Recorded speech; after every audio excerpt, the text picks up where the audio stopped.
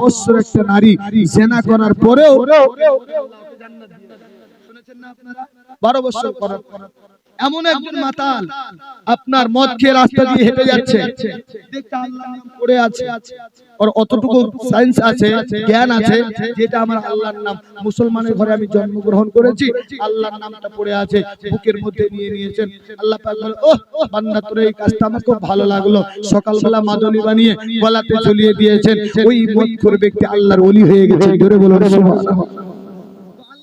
কখন কাকে হেদায়েত দিবে কেউ বলতে পারবে না। ওই যে নারীটা এত বড় একটা আপনার বলা হয়েছে 12 বছর জিনা করার পরে যাকে আপনার বলা হয়েছে কবরের আযাব maaf করে দিল, কেন কিসের জন্য? একটা কুকুর হাঁ করেছিল, মুজটা ভিজিয়ে তাকে পান করিয়েছিল। আমার আল্লাহ পাক বলে, ওহ বান্দি এত ভালো কাজ করলি, আমি বড় আনন্দ হয়ে গেলাম, যা আগের গুনাহ খাতাগুলোকে পিছনে গুনাহ খাতাগুলো maaf করে দিলাম। তার মানে এটা নয় যে এখন আমরা গুনার কাজ করব আবার কবরে গিয়ে আমাকে একটা ভালো কাজ করে যাব, ওটাই হয়ে যাবে না। এটার বোঝানোর উদ্দেশ্য হচ্ছে এই ঘটনাগুলো শুনে মনে ধাক্কা লাগা, মনে ধাক্কা এখন যখন এসেছে, এর মানে এটা নয় আপনি জলসাও শুনবেন, লটারি খাতাতেও নাম রাখবেন, আপনি জলসাও শুনবেন, আপনি শরাবও পান করবেন, আপনি জলসাও শুনবেন, আপনি সুদও খাবেন, আপনি জলসাও শুনবেন, আপনি এতিমের মালও ভক্ষণ করবেন, এমনটা নয়। মানে এখনই যখন ধাক্কা লেগেছে, এখন আপনি তওবা করে নেন। আমার আল্লাহ পাক বলে, বান্দারে তোর জ্ঞানটা যখন আসবে যে আমি আল্লাহ তোকে পাঠিয়েছি, তোকে মরতে হবে, যখন তোর একটা খেয়াল আসবে আমি আল্লাহ অনেক গুনাহ করেছি, বান্দা তুই একবার চোখের পানি ফেলিয়ে ক্ষমা চা, আমি আল্লাহ তোকে সমস্ত গুনাহ খাতাগুলোকে maaf করে দেব। জোরে বলো সুবহানাল্লাহ। মানে এটা নয় যে 12 বছর জিনা করকে যখন maaf করেছে, মৌলভী সাহেব 60 বছর হয়েছে, নামাজ না পড়লে কি হবে? কোনো একটা ভালো কাজ তো করেছি, এতিমের মাথাতে হাত বুলিয়ে দিয়েছি, এতিমকে কাপড় দান করেছি, মাদ্রাসায় কাপড় দান করেছি, এমনটা তো কাজ করেছি না। এখনই যখন শুনলেন মনের মধ্যে নিয়ত করে নেন, না আগে যা করেছি করেছি আল্লাহ, আর গুনার কাজের দিকে যাব না। আল্লাহ কখন জানি মালিকুল মউত ফেরেশতা হাজির হয়ে যাবে।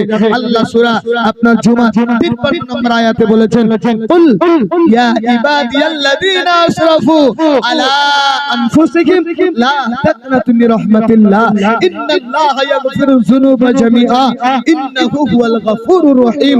আমার আল্লাহ পাক বলেছে, বান্দারে তোরা যারা নফসের প্রতি জুলুম করেছিস, অত্যাচার করেছো, জুলুম করেছো, তোরা আমার আল্লাহর দিকে ফিরে আসো, আমার আল্লাহর দিকে ফিরে আসো, তোমরা একবার তওবা পাঠ করো, আমি আল্লাহ তোমাদের সমস্ত গুনাহ খাতাকে maaf করে দেব। জোরে বলো সুবহানাল্লাহ।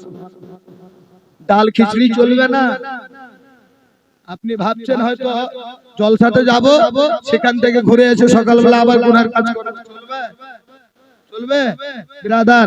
যদি আপনাদের জ্ঞানে চলে তো চালিয়ে যান, কবরে গেলে বুঝতে পারবেন আলিমের কথা মানে না না মানে আপনাকে কোনো কিছু হবে না।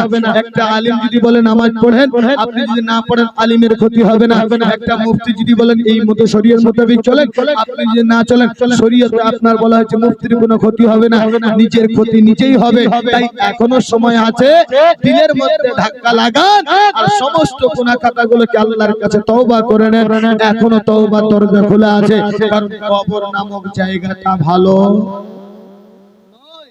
কবর নামক জায়গাটা ভালো নয়। ওয়াজ করতে করতে একজন বলছে, একজন আবিদ আপনার বলা হয়েছে মাজলুম, আপনার কি বলা হয় একজন মাস্তান, আল্লাহ আল্লাহ জিকির করতে করতে চলে যাচ্ছে। বাদশা বলছে, আরে এর আল্লাহ আল্লাহ জিকির আর ভালো লাগে না, ওকে কাছে ডাকা হলো। এই মাস্তান কি খবর, কি করছো? বলছে আল্লাহর নামে জিকির করছি। এটা জিকির করলে কি হবে?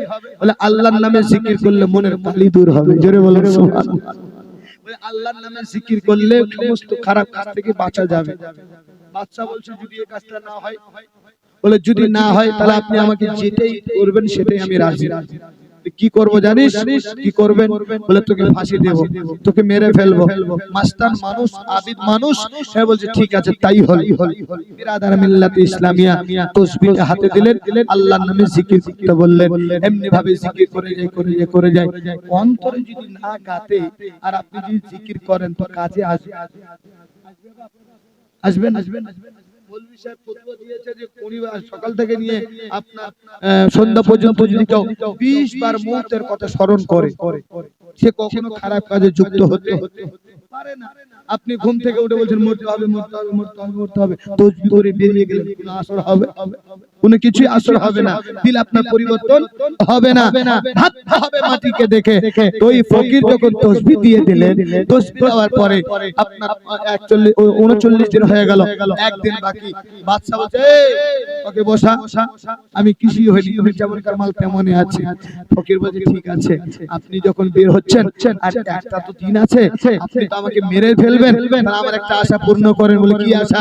বলে চেয়ারটা কার? বলছে আমার। বলছে এই চেয়ারে একটু বসবো? হ্যাঁ বসো। বলছে এই টুপিটা কার? বলছে আমার। বলছে আমি একটু পরবো? বলে হ্যাঁ পরো, তুই তো কালকে মরবি। বাদশা পরিয়ে দিলেন, চেয়ারে বসে পড়লেন। ফকির বাবা ঠ্যাঙের উপর উঠিয়ে বোঝায় বাদশা কে রে? আমি অর্ডার দিলাম বাদশাকে, বল আজকে রাতে যেন তাসবিহ কর। আবার উসিটা ঢুকিয়ে দিল, তাসবিহ করছে। ওই রাতে সুন্দর রমণী ওই বাদশার ঘরে ঢুকিয়ে দিয়েছে। জোরে বলুন সুবহানাল্লাহ। পরিবর্তন কাকে বলে? এখানে আপনার মেসেজ একটা। তো ওই সুন্দরী রমণী ঢুকেছে ভিতরে, বাদশা কিন্তু আল্লাহর নাম জিকির করতে ভুলেনি, জিকির করেই আছে। সকালবেলা হলো, দুইজনকে বের করা হলো।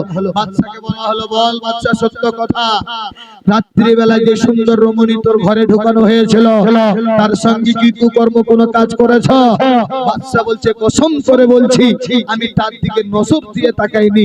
ফকির বলছে এর নাম হচ্ছে পরিবর্তন। জোরে বলুন পরিবর্তন। আপনি যদি পরিবর্তন না হতেন তাহলে আপনি তাকাতেন, তাহলে আপনি দেখতেন বাপজি আমিও ঘুমিয়ে চারটা চোখ ওই জন্য লাগিয়ে রাখি, কোন দিকে ঘুমাই দেখতে হয়। তো যাই হোক একটা উর্দু ছন্দ বলেই দিই, ঘুমটা ভেঙে যাবে। কবি লিখছেন